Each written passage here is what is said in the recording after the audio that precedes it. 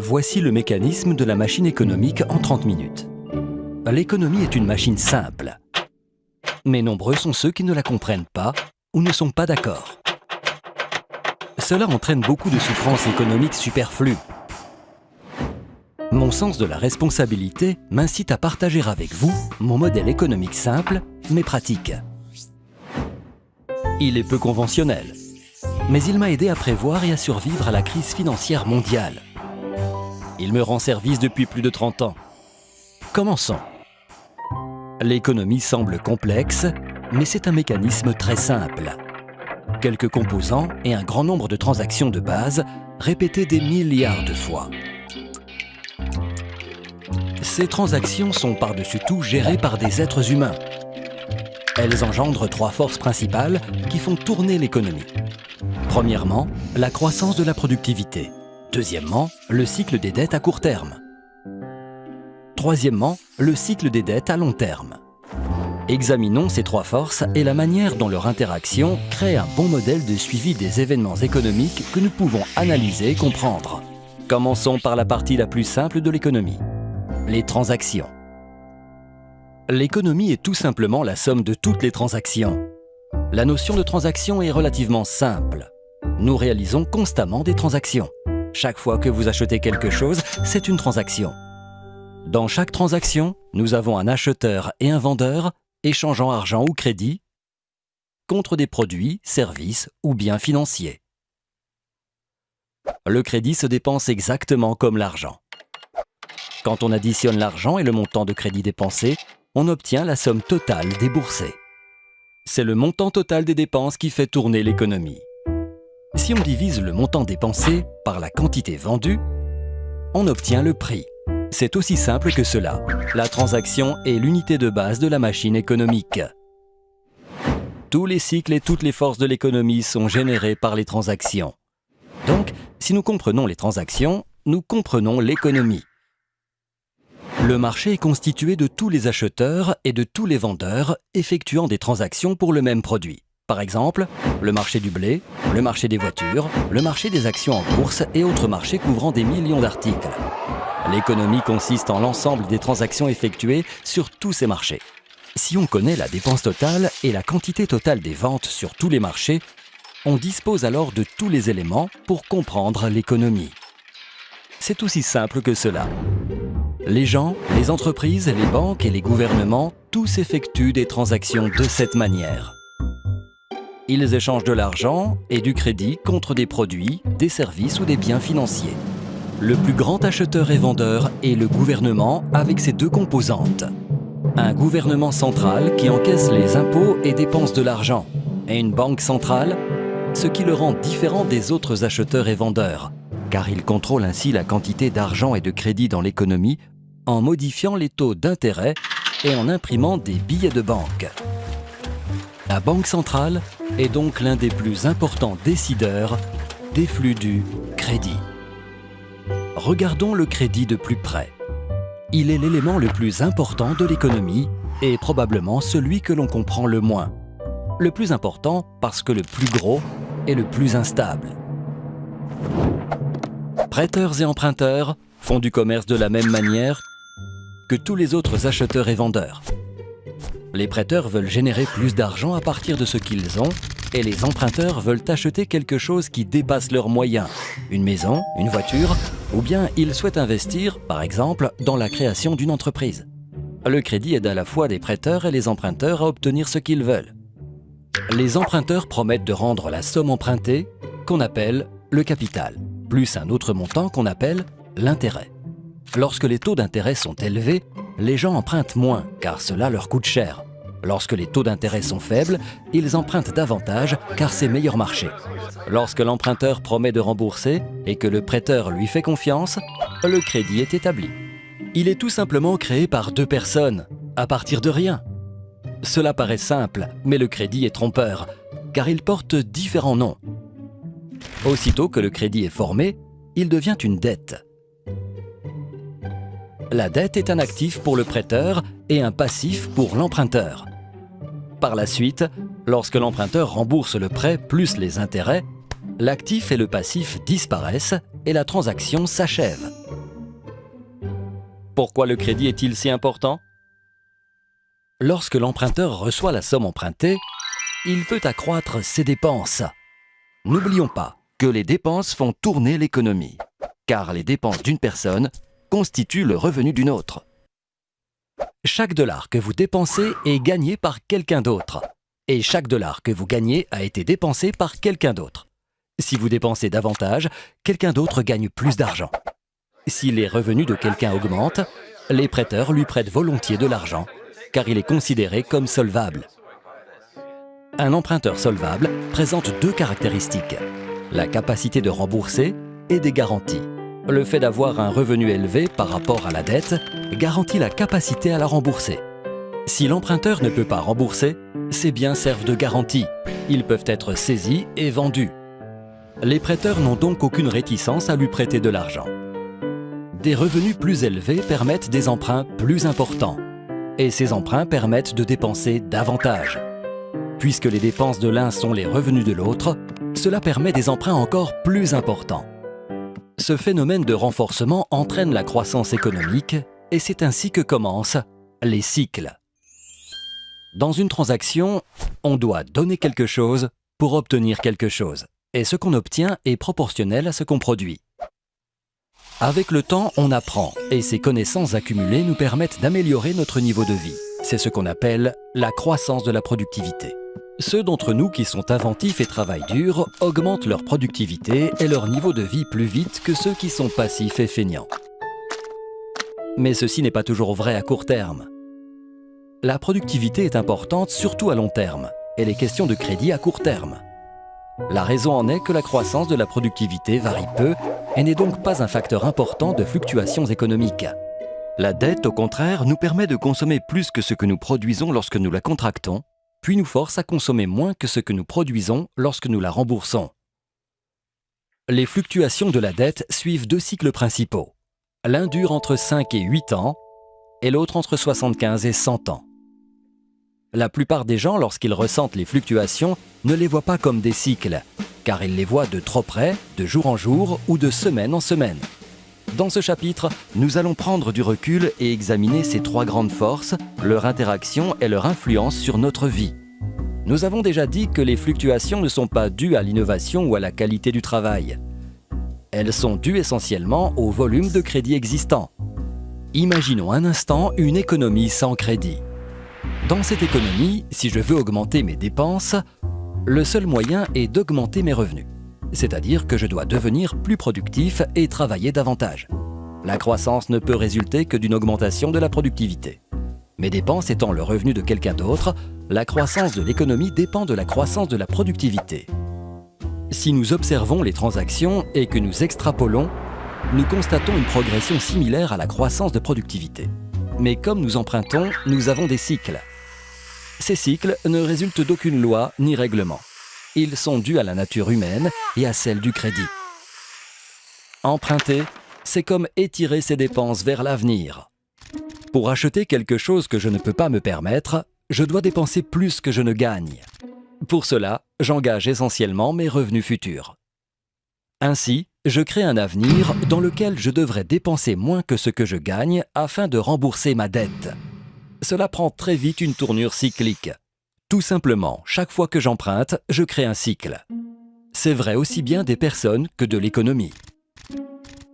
C'est pour cette raison qu'il est si important de comprendre la notion de crédit, car c'est elle qui enclenche le mécanisme prévisible des événements économiques futurs. C'est cela qui rend le crédit différent de l'argent. L'argent permet de régler des transactions. Lorsque vous achetez une bière avec de l'argent liquide, la transaction s'achève immédiatement. Mais si vous achetez votre bière à crédit, vous vous créez une ardoise. Vous promettez de payer plus tard. Vous et le barman créez un actif et un passif. Vous avez fabriqué du crédit à partir de rien. L'actif et le passif disparaîtront uniquement lorsque vous aurez payé l'ardoise, que la dette aura disparu et que la transaction sera achevée. Ce que la plupart des gens appellent de l'argent est en réalité du crédit. Le montant total de crédit des États-Unis est d'environ 50 billions de dollars, contre près de 3 seulement pour le montant total de l'argent. N'oubliez pas que dans une économie sans crédit, le seul moyen d'augmenter la dépense est de produire davantage. Mais dans une économie avec crédit, on peut augmenter la dépense en empruntant. Dans une économie avec crédit, on dépense davantage. À court terme, le revenu augmente plus rapidement que la productivité, mais pas à long terme. Malgré cela, le crédit n'est pas forcément une mauvaise chose forçant des cycles. Il est mauvais quand il finance une consommation exagérée qui ne peut être remboursée. Il est bon quand il distribue des ressources de manière pertinente et produit du revenu qui vous permet de rembourser la dette. Par exemple, si vous empruntez pour acheter un plus grand poste de télévision, cela n'engendre aucun revenu vous permettant de restituer la dette. Mais si vous empruntez pour acheter un tracteur, et que ce tracteur vous assure de meilleures récoltes, donc un meilleur revenu, vous pourrez rembourser votre dette et améliorer votre niveau de vie. Dans une économie avec crédit, nous pouvons suivre le fil des transactions et constater comment le crédit permet la croissance. Laissez-moi vous donner un exemple. Si vous gagnez 100 000 $ par an et que vous n'avez aucune dette, on est prêt à vous accorder un crédit de 10 000 $, par exemple sur votre carte de crédit. Vous pouvez donc dépenser 110 000 $, même si vous en avez gagné 100 000. Vos dépenses constituant le revenu de quelqu'un d'autre, quelque part, quelqu'un gagne 110 000 $. Cette personne gagnant 110 000 $ et n'ayant aucune dette peut emprunter 11 000 $ et peut donc dépenser 121 000 $, même en ayant gagné uniquement 110 000 $. Ces dépenses constituent le revenu de quelqu'un d'autre. Et en suivant le fil des transactions, nous commençons à comprendre le processus d'auto-renforcement. Mais n'oublions pas que les emprunts créent des cycles et qu'après une phase de croissance vient inévitablement une baisse. C'est le cycle de la dette à court terme. L'activité économique augmente. Nous constatons une expansion. C'est la première phase du cycle de dette à court terme. La dépense augmente et les prix avec. Car l'augmentation de la dépense est alimentée par le crédit. Crédit que l'on crée à partir de rien. Lorsque le volume des dépenses et des revenus augmente plus rapidement que celui de la production, les prix montent. Quand les prix montent, c'est ce qu'on appelle l'inflation. La Banque centrale ne veut pas trop d'inflation, car elle est source de problèmes. Lorsque les prix augmentent, la banque augmente les taux d'intérêt. Lorsque les taux d'intérêt sont plus élevés, moins de gens peuvent se permettre d'emprunter et le coût de la dette existante augmente. Imaginez le versement mensuel de votre carte de crédit en hausse. Les gens empruntent moins, mais doivent rembourser davantage. Ils ont moins d'argent disponible, donc les dépenses diminuent. Et comme les dépenses de l'un sont les revenus de l'autre, les revenus diminuent aussi, etc. Lorsque les gens dépensent moins, les prix baissent. C'est la déflation. L'activité économique diminue et nous avons une récession. Lorsque la récession devient extrême et que l'inflation n'est plus un problème, la Banque centrale baisse les taux d'intérêt pour relancer le processus.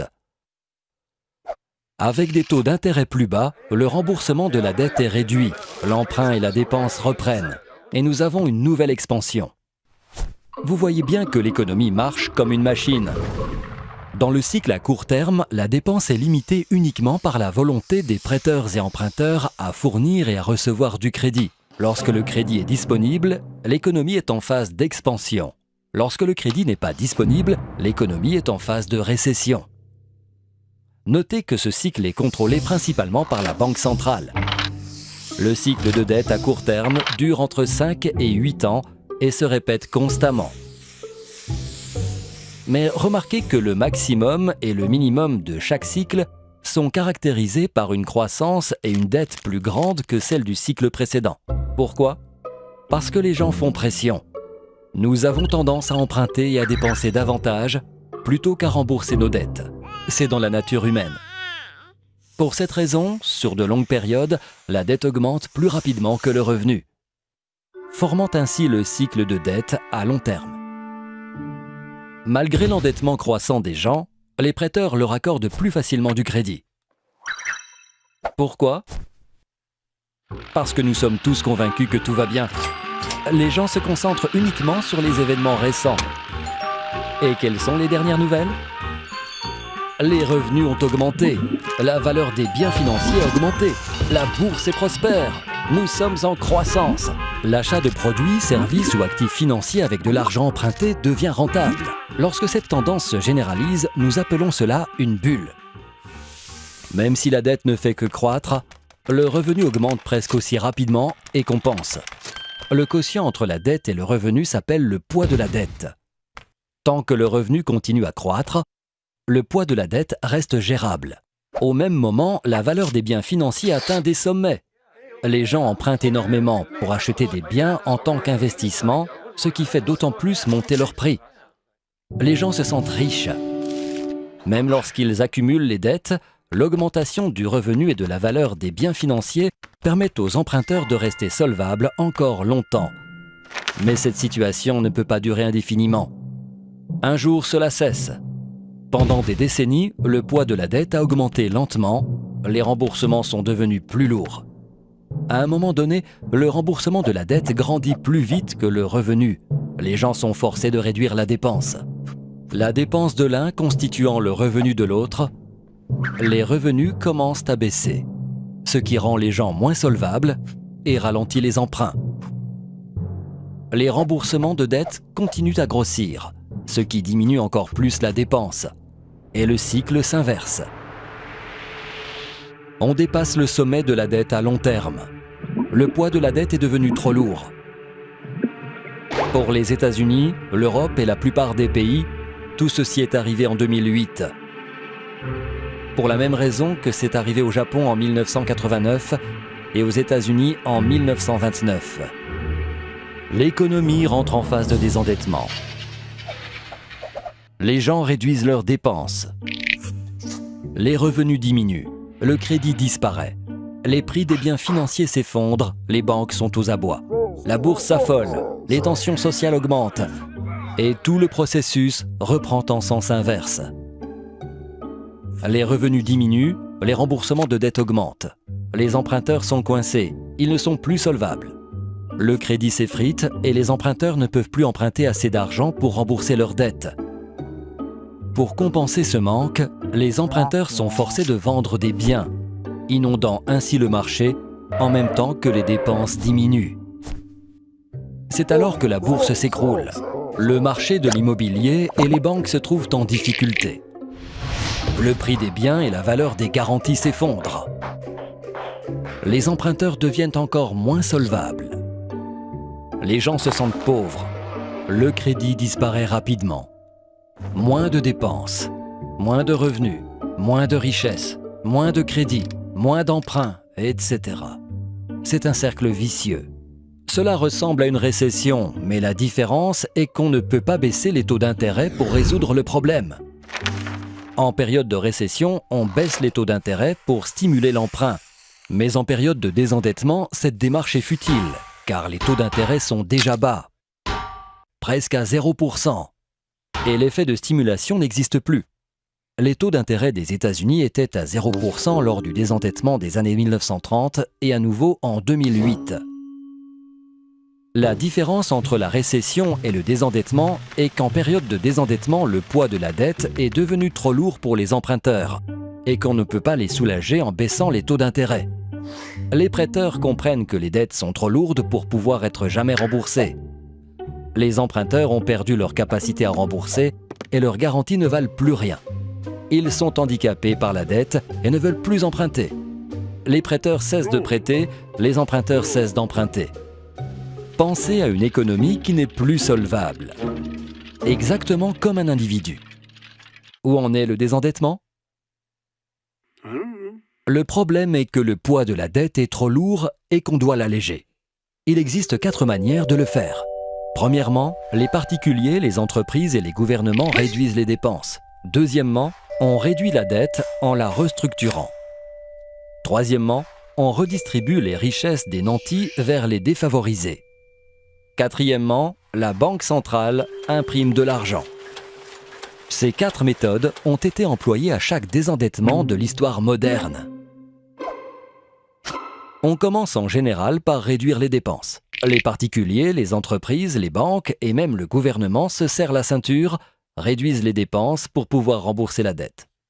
On appelle cela l'austérité. Si les emprunteurs cessent de contracter de nouvelles dettes et remboursent les anciennes, on pourrait s'attendre à ce que le poids de la dette diminue. Mais en réalité, c'est l'inverse. Si on réduit la dépense et que la dépense de l'un est le revenu de l'autre, les revenus diminuent plus rapidement que le remboursement de la dette, et le poids de la dette devient encore plus lourd. Nous avons déjà vu que ces mesures d'austérité sont déflationnistes et douloureuses. Les entreprises doivent réduire les dépenses, ce qui signifie moins d'emplois, donc plus de chômage. L'étape suivante est l'obligation de réduire la dette. De nombreux emprunteurs sont incapables de rembourser leurs dettes. Et la dette de l'emprunteur constitue l'actif du prêteur. Lorsque les emprunteurs ne peuvent pas rembourser les banques, les clients de la banque se demandent si la banque pourra leur rendre leur argent et se précipitent pour vider leurs comptes. Les banques sont à sec et les particuliers, les entreprises et les banques ne peuvent plus assumer les échéances. Cette sévère contraction économique est une dépression. Un important facteur de la dépression est que les gens découvrent que leur richesse était fictive. Revenons au bar. Si vous achetez une bière et l'inscrivez sur l'ardoise, vous promettez de rembourser le barman. Votre promesse devient son actif. Mais si vous ne tenez pas votre promesse, si vous ne le remboursez pas, votre ardoise ne vaut plus rien. L'actif du barman ne vaut plus rien. Il a tout simplement disparu. Plutôt que de renoncer à leur actif, de nombreux prêteurs acceptent de restructurer la dette. Cela signifie que le prêteur ne recevra pas toute la somme ou qu'il sera payé à plus long terme, à un taux d'intérêt plus bas que prévu. Le contrat originel est dénoncé d'une manière qui réduit la dette. Les prêteurs préféreront encaisser moins d'argent que pas du tout. Même si la dette disparaît, la restructuration réduit plus rapidement les revenus et actifs bancaires. Le poids de la dette ne fait qu'empirer. Réduire la dette est aussi douloureux et déflationniste que de réduire les dépenses. Le gouvernement central, à son tour, encaisse moins d'impôts suite à la réduction du revenu et de l'emploi. En même temps, l'État doit augmenter la dépense pour résorber le chômage. Un grand nombre de chômeurs n'ont pas assez d'économies et le gouvernement doit les aider. De plus, il doit créer des projets stimulants et augmente ses dépenses pour compenser la baisse de l'économie. Le gouvernement dépense plus qu'il n'encaisse en impôts et s'enlise dans un programme de désendettement. C'est le déficit budgétaire dont on parle aux informations. Pour financer le déficit, les gouvernements doivent augmenter les impôts ou emprunter de l'argent. Mais dans une situation de réduction du revenu et du chômage, d'où viendra l'argent? Des riches. Le gouvernement a besoin de plus d'argent. Les capitaux sont concentrés aux mains de quelques-uns. Le gouvernement cherche naturellement à taxer les riches, ce qui facilite la redistribution des richesses des nantis vers les moins privilégiés dont la situation est difficile et qui jalousent les plus aisés. Les plus aisés, stressés par une économie affaiblie et par la dévalorisation de leurs biens, en veulent aux moins privilégiés. Si la dépression continue, la structure sociale se décompose. Non seulement la tension monte dans le pays, mais on risque une escalade internationale, particulièrement entre pays prêteurs et pays emprunteurs. Cette situation peut entraîner un changement politique, quelquefois extrême. Dans les années 1930, on a eu la montée au pouvoir d'Hitler, la guerre en Europe, la dépression aux États-Unis. Le besoin d'une solution pour mettre fin à la dépression devient aigu. Or, ce que la plupart des gens pensaient être de l'argent était en fait du crédit. Donc, si le crédit disparaît, les gens n'ont plus assez d'argent. Le besoin d'argent se fait désespéré. Et qui imprime l'argent? La Banque centrale. Une fois les taux d'intérêt quasiment nuls, elle est forcée d'imprimer de l'argent. Contrairement à une politique d'austérité, de réduction de dettes et de redistribution des richesses, imprimer de l'argent provoque l'inflation et stimule le processus. Inévitablement, il faut imprimer encore plus d'argent, sans aucune base réelle et s'en servir pour acheter des biens financiers et des emprunts d'État. Comme aux États-Unis au cours de la Grande Dépression ou à nouveau en 2008, quand la Banque centrale américaine, la Réserve fédérale, a imprimé plus de 2 billions de dollars. Les autres banques centrales qui le pouvaient ont aussi imprimé de l'argent. En achetant des biens financiers avec cet argent, elles ont fait monter les prix des biens qui permettent aux gens d'obtenir du crédit. Mais ceci n'est utile qu'à ceux qui possèdent des biens financiers. Le fait est que la Banque centrale peut imprimer de l'argent, mais elle ne peut acheter que des biens financiers. Le gouvernement central, par contre, peut acheter des biens et des services et mettre de l'argent entre les mains des particuliers, mais il ne peut pas imprimer d'argent. Donc, pour stimuler l'économie, les deux doivent coopérer. La Banque centrale achète les bons de l'État et prête ainsi de l'argent au gouvernement, ce qui lui permet d'être en déficit, d'augmenter les dépenses, de continuer à acquérir des biens et des services par le biais de programmes de stimulation et de payer des allocations aux chômeurs. Les revenus individuels et la dette du gouvernement augmentent, mais ceci diminue le poids total de la dette sur l'économie. Ces actions sont risquées. Les décideurs doivent trouver un équilibre entre les 4 éléments du poids de la dette. On doit équilibrer déflation et inflation pour maintenir un certain équilibre. Si on le fait correctement, le désendettement peut être harmonieux. Ce processus peut être complètement raté ou parfaitement harmonieux. Comment un désendettement peut-il être harmonieux ? Même s'il s'agit d'une situation difficile, lui apporter une solution optimale relève du génie. Bien plus que les excès d'une phase d'endettement mal équilibrée. Dans un désendettement harmonieux, la dette se réduit proportionnellement aux revenus, la croissance économique réelle est positive et l'inflation n'est plus un problème. Elle résulte d'un bon équilibre. Cet équilibre requiert un certain cocktail d'austérité, de réduction de la dette, de transfert des richesses et d'impression de billets de banque, maintenant la stabilité économique et sociale. Les gens se demandent si imprimer de l'argent cause l'inflation. Cela n'arrivera pas si l'inflation compense la perte de crédit. N'oubliez pas que tout repose sur la dépense. Un dollar dépensé sous forme d'argent a le même effet sur les prix qu'un dollar dépensé à crédit. En imprimant de l'argent, la Banque centrale compense la disparition du crédit par un accroissement du volume d'argent. Pour inverser la vapeur, la Banque centrale doit non seulement encourager la croissance du revenu, mais aussi veiller à ce que le taux de croissance du revenu soit plus élevé que le taux d'intérêt sur la dette accumulée. Que signifie tout cela ? Tout simplement que le revenu doit croître plus rapidement que la dette. Par exemple, supposons un pays en cours de désendettement ou avec un rapport dette-revenu de 100%. Cela signifie que la dette est égale au total du revenu de tout le pays en un an. Supposons un taux d'intérêt de 2% sur cette dette. Si la dette augmente à un taux de 2% et le revenu à un taux de 1% seulement, on ne peut jamais réduire le poids de la dette. On doit imprimer assez d'argent pour que le taux de croissance du revenu dépasse le taux d'intérêt. Cependant, on dépasse rapidement les bornes car imprimer de l'argent est une solution facile que les gens préfèrent à d'autres mesures. Le secret est d'éviter d'en imprimer trop et d'entraîner ainsi une inflation inacceptable comme l'Allemagne l'a fait dans les années 1920. Si les décideurs trouvent un équilibre correct, le désendettement se passe bien. La croissance est lente, mais le poids de la dette diminue et le désendettement est réussi. Lorsque le revenu commence à augmenter, les emprunteurs semblent plus solvables. Dans cette situation, les prêteurs acceptent à nouveau de prêter de l'argent. Le poids de la dette commence enfin à diminuer. Lorsqu'ils peuvent emprunter, les gens dépensent davantage. L'économie se développe à nouveau, entrant ainsi dans la phase de reflation du cycle de dette à long terme. Le processus de désendettement peut être terrible s'il est mal effectué.